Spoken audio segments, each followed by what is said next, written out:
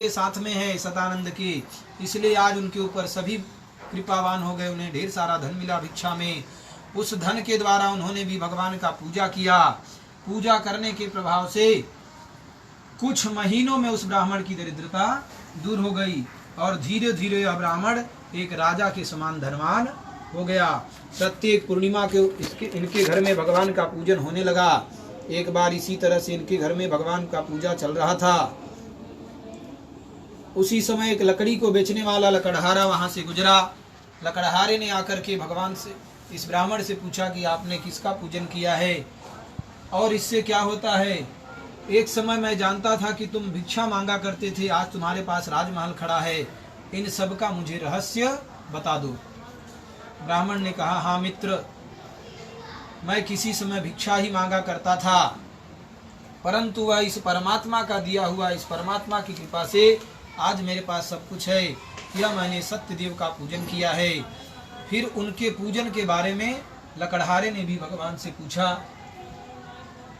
सतानंद ने सब कुछ भगवान के पूजा के बारे में लकड़हारे को बता दिया।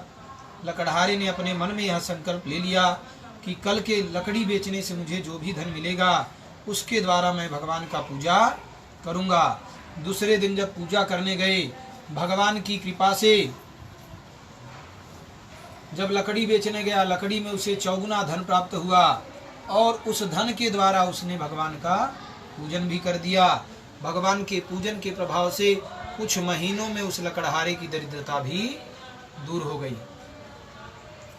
ब्राह्मण और लकड़हारा दोनों ने इस लालच में पूजा नहीं किया कि मुझे धन मिलेगा। भगवान के पूजा के बारे में उनको किसी ने बताया और उनके मन में आया कि मुझे करना चाहिए।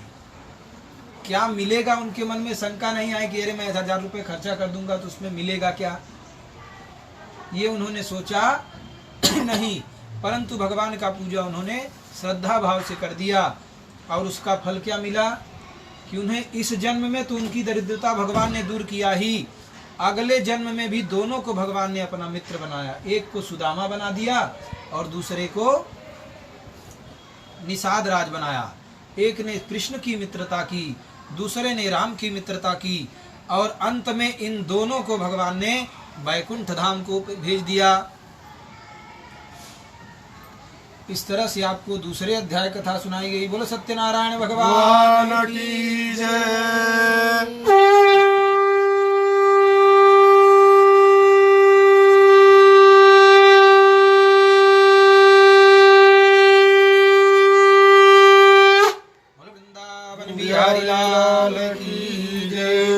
फिर से हाथ में फूल ले लेंगे। ओम करारविंदेन पदारविंदम मुखारविंदेन विनिवेशयन्तम वटास्य पत्रास्य पुटे शयानं बालं मुकुन्दं मनसा स्मरामि। बालं मुकुन्दं मनसा स्मरामि। तीसरे अध्याय में बता रहे हैं कि एक उल्कामुख नाम के राजा थे। संतान प्राप्ति के लिए नदी के किनारे भगवान सत्यदेव का पूजा कर रहे थे। उसी समय एक साधु नाम का बनिया गुजरा और बनिया ने आकर के राजा से यह पूछा कि प्रभु, अभी अभी मैंने देखा कि आपने ब्राह्मणों को बहुत दान दक्षिणा दिया है, इतना दान दक्षिणा देने से क्या होगा और क्यों किया है आपने को। फिर उन्होंने जवाब दिया कि मेरे पास कोई संतान नहीं है, इसलिए संतान प्राप्ति की कामना से मैं भगवान सत्यदेव का पूजा कर रहा हूँ।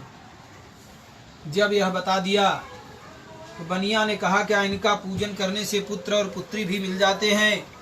राजा ने जवाब दिया, यदि इनके चरणों में मेरी भक्ति है तो निश्चित रूप से मुझे संतान मिलेगा। बनिया ने कहा, देखिए आप ठहरे राजा महाराजा, आप एक बार नहीं 10 बार पूजन करो, क्योंकि आपके पास अपार संपत्ति है, अपार धन है। आपको संतान नहीं भी मिलेगा तो धन जाने का गम आपको नहीं होगा। लेकिन मैं व्यापारी हूँ, मुझे जब तक व्यापार में लाभ नहीं होता मैं कोई भी व्यापार नहीं करता। इसलिए अगर मुझे पहले संतान मिल जाए, ना लड़का तो लड़की ही मिल जाए, तब मैं भगवान का पूजा करूंगा, उसके पहले नहीं करूंगा। ऐसा मनौती भगवान से मान लिया। अपने घर पर गया, अपनी पत्नी को यह बात बताया कि मैंने ऐसी मनौती मान करके रख लिया है। पत्नी ने कहा आपने बहुत अच्छा बात किया है, यदि हमें संतान मिलेगा तो हम जल्द से जल्द भगवान का पूजा कर लेंगे। भगवान का आशीर्वाद मिल गया। कुछ महीनों के बाद में उनके घर में कन्या पैदा हो गई। कन्या का नाम इन्होंने कलावती रखा। कन्या 1.25 महीने की हो गई। फिर पत्नी ने याद दिलाया कि अब तो हमारी मनोकामना पूरी हो गई है, कृपया करके भगवान का पूजा कर लो। लेकिन बनिया ने क्या किया, सोचा अब तो अपना काम हो गया है, इसलिए उसने पूजा को टाल दिया। कहा 6 महीने बाद करेंगे। 6 महीने बाद याद दिलाया, बोला अब साल भर बाद करेंगे। जब जब पत्नी याद दिलाती, बनिया पूजा को टाल दिया करता। भगवान के मन में आया यह बनिया पूजा करने वाला नहीं है। इसने अपने लड़की का विवाह भी कर दिया, लेकिन भगवान का पूजा करना भूल गया, दैववश। भगवान ने श्राप दिया, जाओ साधु बनिया, तुम्हें दारुणम कठिनम दुखम महद दुखम भविष्यति, जाओ तुम्हें दारुण दुख की प्राप्ति हो जाएगी। यह व्यापार करने के लिए अपने दामाद के साथ में गया रत्नसारपुर। भगवान ने वहां पर 2 माया के चोर उत्पन्न किए। दोनों ने बनिया का रूप धारण करके चोरी किया, अंतर्ध्यान हो गए। बनिया जैसे ही राज दरबार में पहुंचा तो इन्हें चोर समझा गया और इन दोनों को पकड़ करके राजा ने अपने जेल में डाल दिया। वहां बनिया के घर पर आग लग गया, सब कुछ नष्ट हो गया। बनिया का परिवार भिक्षाटन करके अपना पेट भरने लगा। एक बार की बात, कलावती रात को घर पर देर से आई और कहीं से भगवान की पूजा का प्रसाद लेकर आई। माता ने भी प्रसाद खाया, कलावती ने भी प्रसाद खाया। फिर कलावती जो कुछ कथा में सुन करके आई थी उसका बखान करना उसने अपनी माता के सामने शुरू किया। माता ने जैसे ही सत्यनारायण शब्द का नाम सुना, उसे याद आ गया कि मैंने तो यही पूजा इस लड़की के जन्म के पहले से मनौती मान कर रखा था। तुरंत ही भगवान से हाथ जोड़ा कि प्रभु कल सुबह ही हम आपका पूजा करेंगे, कृपया करके हमारे दामाद और पति देव दोनों को सकुशल वापस लौटा दीजिए। ऐसा उनका प्रार्थना करना नहीं कि भगवान ने उसी रात राजा को स्वप्न दिया कि हे राजन, तुम्हारे कारागृह में जो 2 व्यक्ति हैं उन्हें छोड़ दो, अन्यथा मैं तुम्हारे राज्य का नाश कर दूंगा। ऐसा स्वप्न जैसे ही राजा ने सुना, सुबह में उठा, अपने मंत्रियों को, ब्राह्मणों को यह बात बताई।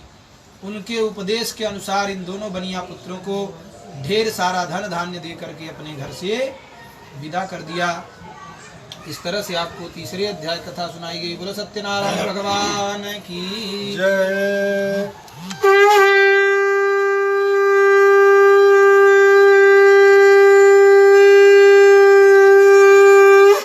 बोलो वृंदावन बिहारी लाल की जय।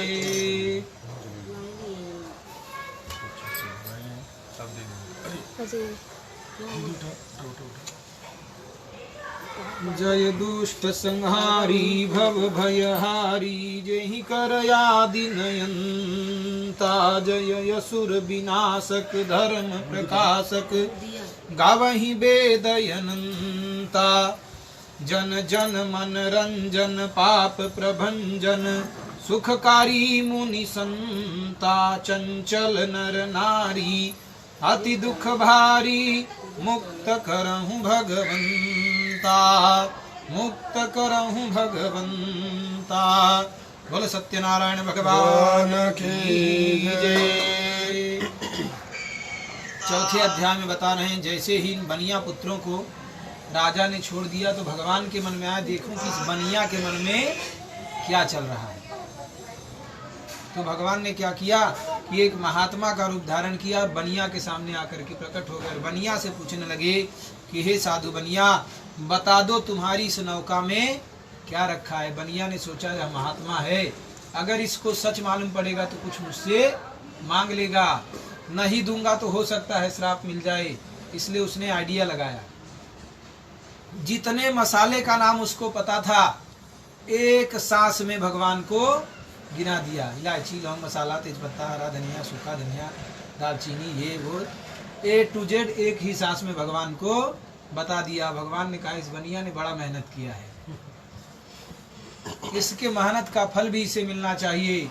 भगवान ने कहा सत्यम भवतु ते वचः, तुम्हारी वाणी सत्य हो जावे, तुमने जितना कहा वह सारा का सारा तुम्हारी नौका में है। ऐसा कह करके भगवान बढ़ चले। बनिया का जो धन था, जो राजा ने दिया था, सोने चांदी हीरे मोती, सब कुछ लता पत्र में बदल गया। धन को गायब देख करके यह बनिया रोने लगा, विलाप करने लगा। फिर इसके दामाद ने समझाया दामाद ने इनके समझाया कि हमने भगवान का अपमान किया, इसलिए हमारे साथ ऐसा हुआ है। उनसे क्षमा याचना करें तो हमारा धन हमें मिल जाएगा। दोनों गए, भगवान से क्षमा याचना किया बारंबार। भगवान प्रसन्न हो गए और प्रकट भी हो गए। और भगवान ने उस बनिया से सीधे पूछा, बताओ बनिया तुम्हें क्या चाहिए। बनिया तो बनिया था, सारे संसार का स्वामी उसके सामने खड़ा है, लेकिन बनिया ने क्या मांगा? जो धन की पोटली गायब हो गई है, वही धन की पोटली उन्होंने मांग लिया। बनिया चाहता तो सारे संसार का धन मांग सकता था, परमात्मा से उनकी भक्ति मांग सकता था, मोक्ष मांग सकता था, लेकिन बनिया उसी धन में अटका रहा। बनिया के बारे में भगवान भी बताते हैं, एक छोटी सी कथा है अलग से। एक बनिया था, एकदम कंजूस था, इतना कंजूस था कि लोग उससे हैरान होकर के उसका नाम ही रख दिए थे दानवीर। उसने अपने पूरे जीवन में एक पैसा किसी को दान नहीं दिया, लेकिन लोगों ने उसका नाम क्या रख दिया? दानवीर। अब यह दानवीर चाहे जहां जाता, इससे कोई दान मांगता भी तो उपहास करता, बहाना बना लेता कि मेरे पास कुछ नहीं, लेकिन कभी उसने 1 रुपए का दान, 1 कौड़ी का दान कभी किया ही नहीं। तो नारद जी भगवान विष्णु के पास पहुंचे, बोले प्रभु आपके पास ऐसे ऐसे भगत भी हैं कि दान भी नहीं देते। बोले नहीं नारद, ऐसा नहीं है, तुम जब कहो तब मैं इससे दान ले लूं। नारद ने कहा प्रभु अब आपकी ही परीक्षा है, कल ही ले लो। नारद से भगवान ने कहा कोई बात नहीं, मैं तुम्हें इससे दान लेकर के दिखाता हूँ। भगवान ने एक महात्मा का रूप धारण किया, और जब बनिया घर पे नहीं था तो इसके घर पे पहुंच गए प्रकट होकर के, और बनिया से पूछने लगे, बनिया की पत्नी को बताने लगे कि तुम्हारे ऊपर बहुत बड़ा संकट आने वाला है, तुम्हारा पति मर जाने वाला है, ये होने वाला है, टांग टूटने वाली है।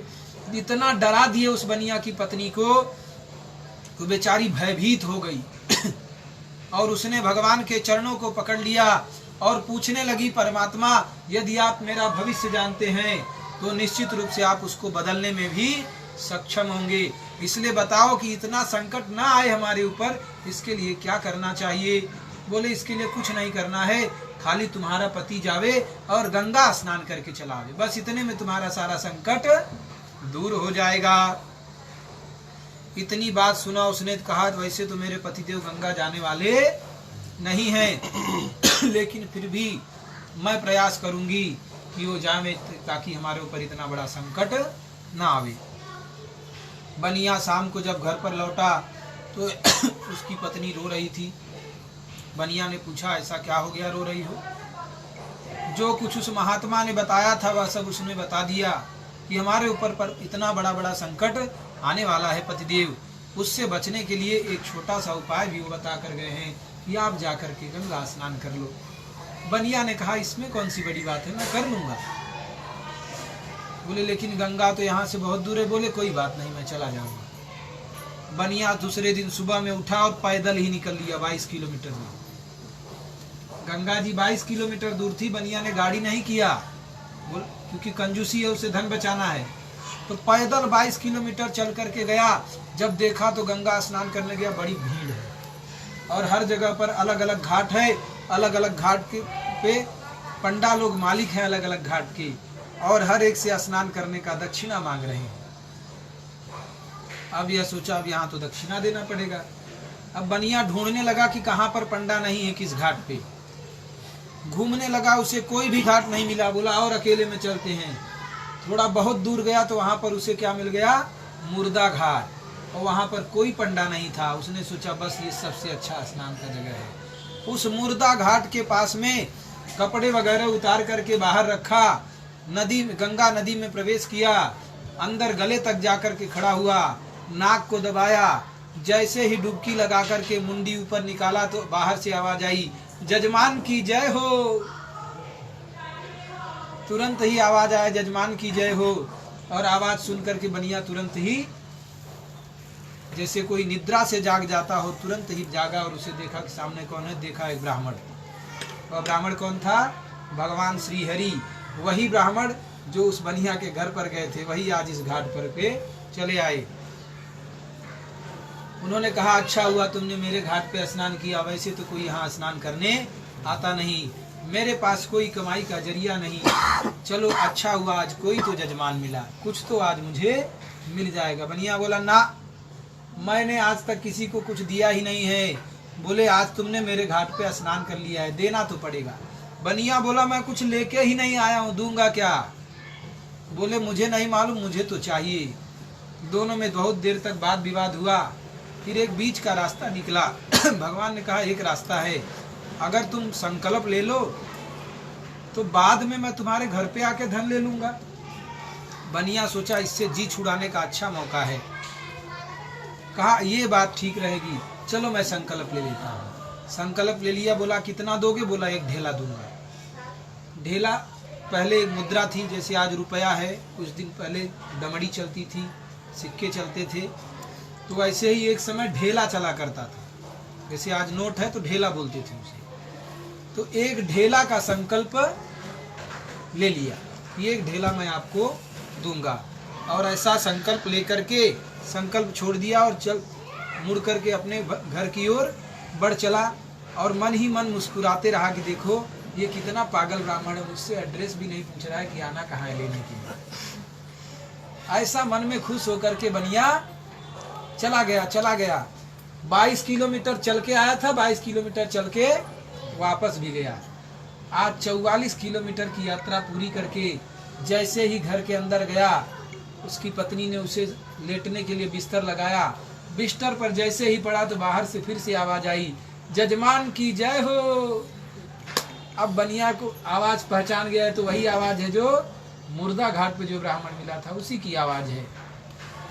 तुरंत ही उसने अपने पत्नी को कहा, जाकर के बता दो कि पति देव बीमार हैं, बोलो कल आ जाएगा लेने के लिए। जैसे ही पत्नी बाहर गई, बताया कि दोनों का परिचय हुआ। उन्होंने बताया कि वही मैं एक ढेला लेने आया हूँ, उन्होंने संकल्प किया है। तो पत्नी ने बताया, वो तो बीमार है, कल आ जाइए।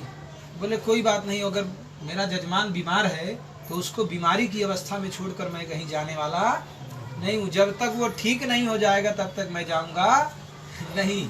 मेरे खाने पीने की व्यवस्था यहीं बना दो, यहीं मैं रहूंगा, मेरा जजमान ठीक हो जाएगा तो मैं चला जाऊंगा। गई अंदर, बताया कि तो ब्राह्मण ऐसा ऐसा बोल रहा है। बनिया ने कहा, एक काम करो, उसे जाओ बोल दो कि मैं मर गया। पत्नी भी थोड़ा सा आंख में आंसू लगाई, पानी लगाया और रोने जैसी मुद्रा बनाते हुए वहां पर गई और बता दिया कि पति देव तो चल बसे। थोड़ा सा रो दिया। भगवान को तो सब मालूम, भगवान भी मन ही मन हंसने लगे कि देखो ये बनिया पैसा न देने पड़े इसलिए मरने का भी नाटक कर रहा है। भगवान भी ने भी थोड़ी चालाकी लगाई, शोर मचा दिया। गांव के तुरंत सब लोग जुट गए, भाई दानवीर तो मर गए, अब चलो उनका अंतिम संस्कार करो। इन्होंने कहा, मेरा जजमान मर गया है, मैंने उसे जजमान बना लिया, तो अब उसका अंतिम संस्कार करने के बाद ही जाऊंगा। भीड़ जुट गई। अब उसकी पत्नी रो रो कर बोल रही है कि मेरा पति जिंदा है, जिंदा है। कौन माने, सब सोचे मर गया पति इसलिए पागल हो गई है, इसलिए ऐसा बोल रही है। अब वो रो रो कर बता रही कि मेरा पति तो जिंदा है, लेकिन कोई मानने वाला नहीं। भगवान ने माया रच दी। और बनिया का, दानवीर बनिया का तो देखिए कि वह भी आंख बंद करते हुए किए हुए मुर्दे की तरह पड़ा है, आंख खोल नहीं रहा है। लकड़ी की टिट्ठी बन गई, टिट्ठी के ऊपर लाश बांध दी गई बनिया की, जीवित लाश। उसका मुंह खुला है, बाकी पूरा शरीर बांध दिया गया कपड़े से ढक करके। 4 लोग उठा करके राम नाम सत्य है, राम नाम सत्य है बोलते हुए मुर्दा घाट लेकर जाने लगे। उस मुर्दे घाट पर फिर से पहुंच गए जहां पर उसने संकल्प लिया था। वहां पर भी सारे क्रियाकर्म हो गए। हुआ भाई अब तो मुखाग्नि देनी चाहिए। तो भगवान ने कहा रुको, मैं पहले एक मंत्र अपने जजमान के कान में बोल देता हूँ, उसके बाद इसकी चिता को आग देना है। भगवान ने सोचा यह बनिया तो बड़ा खतरनाक है, यह हो सकता है मर ही जाए, लेकिन यह देने वाला कुछ नहीं है। भगवान ने उसके कान में जाकर के कहा कि वैकुंठ से आया हूँ तुझ हित नाता जोड़, वैकुंठ से आया हूँ तुझ हित नाता जोड़। आधी बात बनिया ने सुन ली और तुरंत आंख खोल दिया, क्योंकि उसे लगा कि वो तो परमात्मा यहाँ पे आ गया है। आंख जैसे ही खोला तो उसे क्या दिखाई दिया, अरे ये तो वही ब्राह्मण है जो पैसा लेने वाला। तुरंत उसने आंख फिर से बनिया ने बंद कर लिया। भगवान ने सोचा कि अब इसे सच बता देना चाहिए। फिर से भगवान ने कहा कि वैकुंठ से आया तुझ हित नाता जोड़, मांग ली जो वरदान कछु। भगवान ने क्या कहा, मांग ली जो वरदान कछु, तू कुछ वरदान ही मांग ले। आज फिर से बनिया के सामने वही परमात्मा सारे संसार का स्वामी खड़ा है।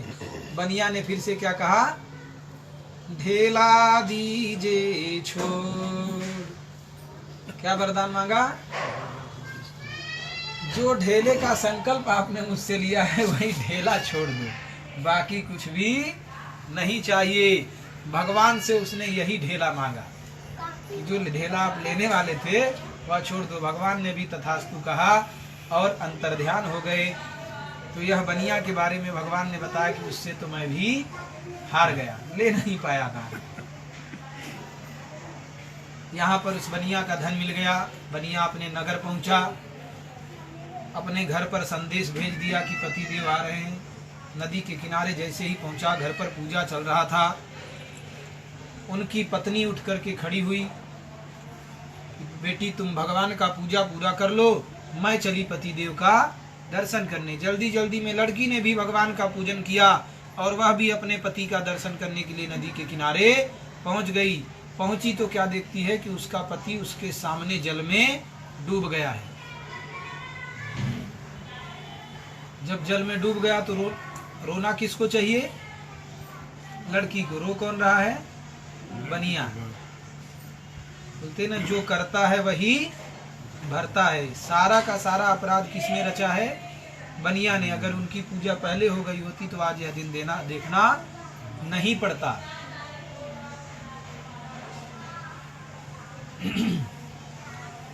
बोलते ना जो देखा सो गया नहीं, जो गया सो पाया नहीं, जो पाया सो खाया नहीं, जो चखा सो रखा नहीं।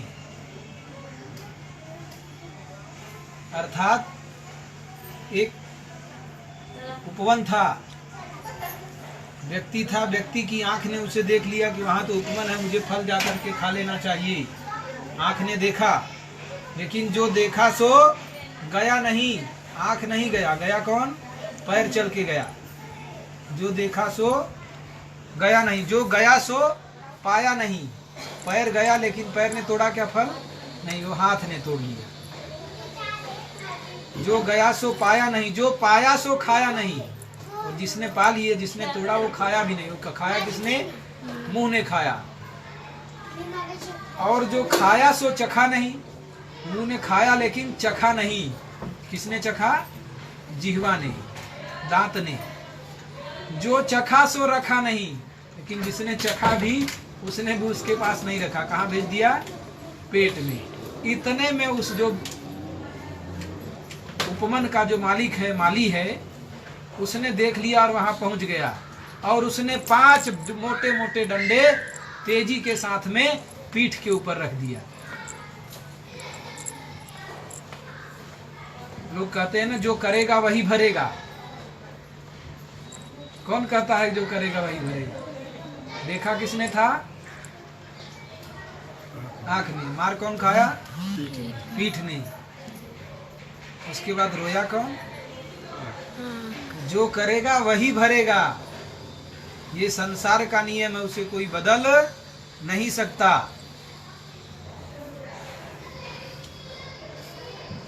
जो देखा सो गया नहीं, जो गया सो पाया नहीं, जो पाया सो खाया नहीं, जो खाया सो चखा नहीं, जो चखा सो रखा नहीं। और जो उसके बाद में लास्ट में क्या हो गया कि होगा वही, जिसने अपराध किया है दंड भी उसी को मिलने वाला है। तो रोया कौन? वही जिसने सबसे पहले देखा था, जिसका अपराध था कि वहां तक लेकर गया बनिया के उपमन, माली के उपमन में। अब यहाँ पर बनिया के सारे अपराधों का दंड आज बनिया को मिलने लगा। वहां पर भविष्यवाणी हुई कि हे बनिया, तुम्हारी पुत्री और पत्नी दोनों ने ही भगवान के पूजन का अपमान किया है, इसलिए तुम्हारे साथ ऐसा हो रहा है। यदि ये दोनों जावे भगवान के पूजन को पूर्ण करें तो निश्चित रूप से इनका पति इन्हें प्राप्त होगा। वो दोनों वहां पर गए, परिवार सहित भगवान का पूजन पूर्ण किया। उसके बाद में जब लौटे तो भगवान की कृपा से उनका राज्य धन सब कुछ पहले जैसा ही प्राप्त हो गया। और बनिया की श्रद्धा भगवान के ऊपर में बढ़ गई। प्रत्येक पूर्णिमा को बनिया के घर में भगवान का पूजन प्रारंभ हो गया। इस तरह से आपको चौथे अध्याय कथा सुनाई गई। बोलो सत्यनारायण भगवान की जय।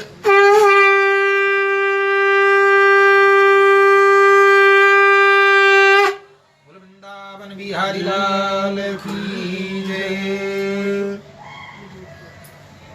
ओमासितं गद्ध्वजो राजा प्रजापालन तत्परः प्रसादं सत्यदेवस्य त्यक्त्वा दुःखं वापसः आगत्य सत्त्वा बहुविधान् वसून्। बोलो सत्यनारायण भगवान।